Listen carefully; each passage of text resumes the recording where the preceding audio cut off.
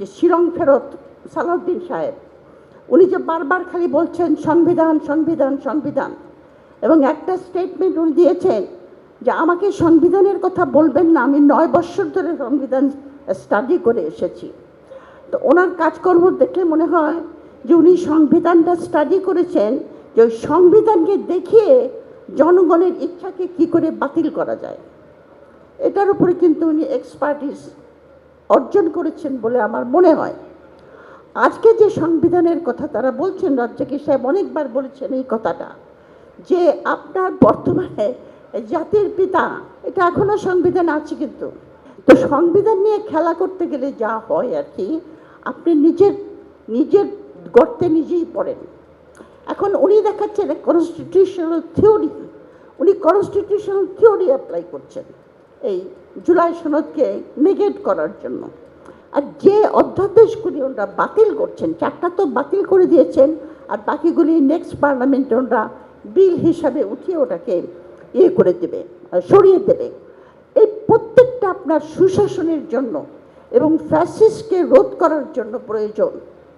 বেছে বেছে বেছে বেছে তারা ওই অধ্যাদেশগুলি বাতিল করে দিয়েছে। সুতরাং অবজেক্টিভ ইজ ভেরি ক্লিয়ার।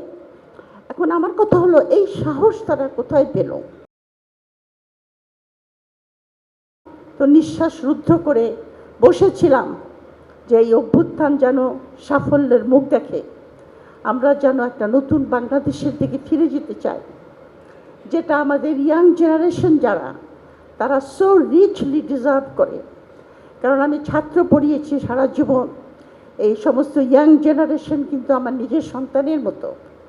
এই যে আমাদের ইয়াং জেনারেশনের যে দুঃখ বেদনা, চাকরিহীন অবস্থায় ঘুরে বেড়ানো, তাদের হতাশা, তারা যে আপনার ক্রমান্বয়ে আপনার মাদকের দিকে ঝুঁকে দিচ্ছে, এগুলি আমাকে ক্রমান্বয়ে খুব ব্যথিত করত। এবং আমি ভাবলাম যে 24-এর পরে আমরা সেই বাংলাদেশ ফিরে পাব। কিন্তু ওমা, আমি তাকিয়ে দেখি যে বিএনপিকে, যে খালেদা জিয়া ডেমোক্রেসির জন্য কারাবরণ করেছেন, এবং ওনার কিন্তু স্যাক্রিফাইস অতুলনীয়। আমি চিন্তা করতে পারি না যে উনি একটা অ্যাবান্ডান জেলে একলা জেল খেটেছেন গণতন্ত্র প্রতিষ্ঠা করার জন্য। এবং যখন অভ্যুত্থানটা হলো, বেগম জিয়া যখন প্রথমবারের জন্য লন্ডনে গেলেন চিকিৎসা করতে, আমি ওনার সঙ্গে দেখা করেছিলাম। আমি দেখা করে বললাম যে বেগম সাহেব, আপনি হলেন পলিটিশিয়ান, আমি হলাম একজন অ্যাকাডেমিশিয়ান, আপনাকে উপদেশ দেবো এরকম ধৃষ্টতা আমার নাই। তবে আমি একটা কথা আপনাকে বলতে চাই বেগম সাহেব, এবং আমি এসেছি এই কথাটা বলার জন্য। ওনার সঙ্গে আমার সম্পর্ক ভালো ছিল।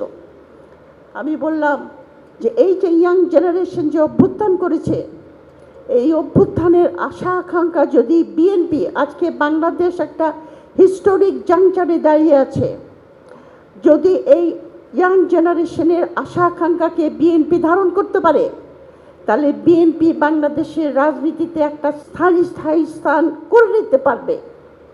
আর যদি এটা ধারণ করতে না পারে, তাহলে বাংলাদেশ যেরকম বিপদে পড়বে, বিএনপিও ঠিক একই রকম বিপদে পড়বে। ওই আমার কথাটা শুনলেন, খুব মনোযোগ দিয়ে শুনেছেন। তারপরে তো উনি লন্ডন চলে গেছেন, আমার আর সুযোগ হয় নাই তার সঙ্গে দেখা করার। আমি জানি না উনি বেঁচে থাকলে, অসুস্থ অবস্থা, যদিও তখন আমি দেখা করেছিলাম উনি অসুস্থ ছিলেন, কিন্তু আমি দেখেছিলাম ওনার ব্রেন তখনও খুব শার্প, কারণ উনি টেলিভিশন থেকে একেবারে তখনকার রাজনৈতিক অবস্থান সম্বন্ধে উনি ওয়াকিবহাল ছিলেন। আমি জানি না উনি বেঁচে থাকলে বিএনপির এই অবস্থা দেখলে উনি কি বলতেন, সেটা আমি বলতে পারবো না। কিন্তু আমার কাছে যেটা লাগছে, যে আমি এতদিন পরে যখন আপনাদের ইনভিটেশনে আমি এখানে এসে বসেছি, সেই পুরানো কথাগুলি আবার নতুন করে বলতে হচ্ছে, সেই পুরানো কথা। কারণ বিএনপি যে কাজগুলি করছে, সেটা একজন রাষ্ট্রবিজ্ঞানীর ছাত্র হিসাবে আমি বলতে পারি যে তারা ক্ষমতা কুক্ষিগত করার জন্য আর একটা ফ্যাসিস্ট রেজিম তৈরি করার জন্য যথাযথ পদক্ষেপ নেওয়া শুরু করেছে। সুতরাং সেটাকে যদি আমরা প্রতিহত করতে চাই, আবার আমাদের কথা বলতে হবে। আমার পক্ষে তো আর কথা বলা সম্ভব না, কারণ আমি 15 বছর সমানে কথা বলেছি।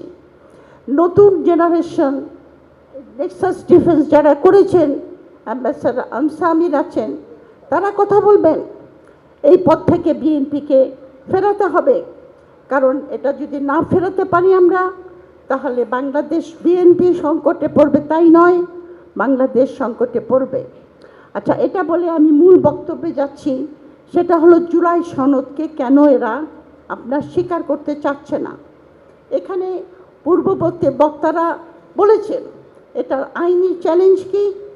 একটা হলো আপনার সাংবিধানিক চ্যালেঞ্জের কথা বলা হচ্ছে, যেটার ভিত্তি অত্যন্ত দুর্বল।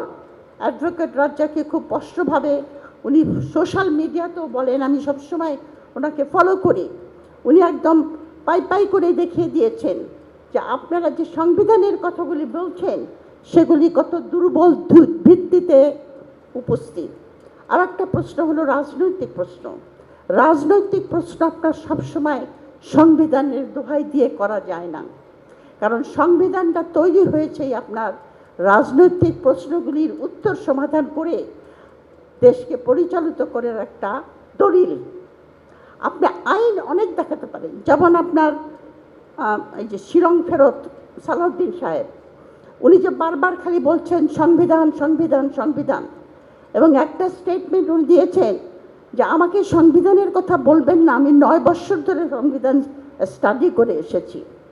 তো ওনার কাজকর্ম দেখলে মনে হয় যে উনি সংবিধানটা স্টাডি করেছেন, যে ওই সংবিধানকে দেখিয়ে জনগণের ইচ্ছাকে কি করে বাতিল করা যায়, এটার উপরে কিন্তু উনি এক্সপার্টিস অর্জন করেছেন বলে আমার মনে হয়।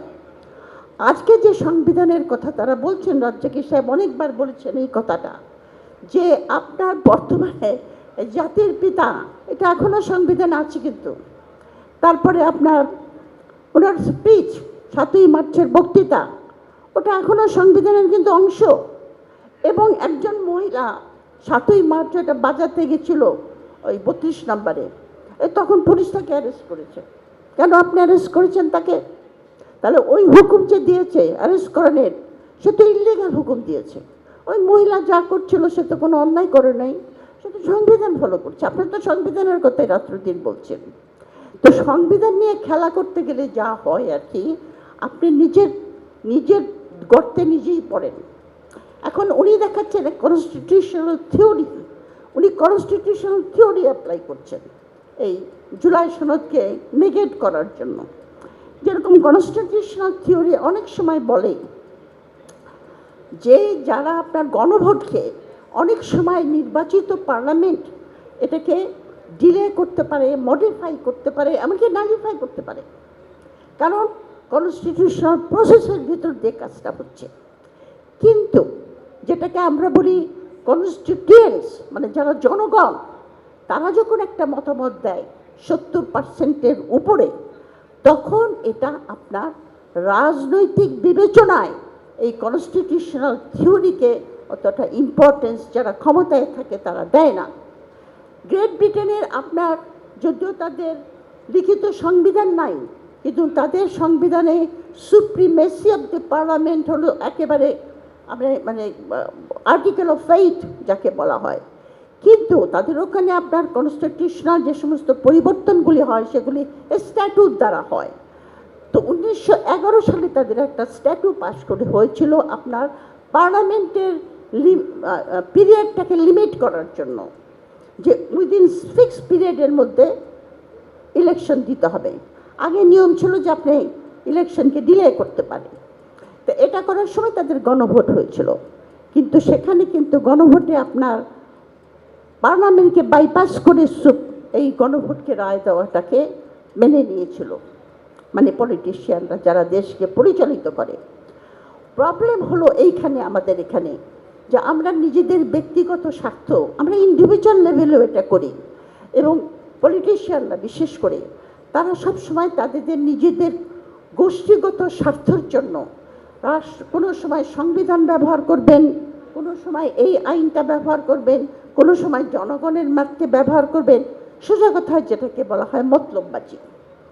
তো এই মতলববাজির দ্বারা আপনার এটা নিয়ে আলোচনা হয়েছে, যারা সংবিধান কমিশনে তারা করে নাই, শপথ নেয় নাই।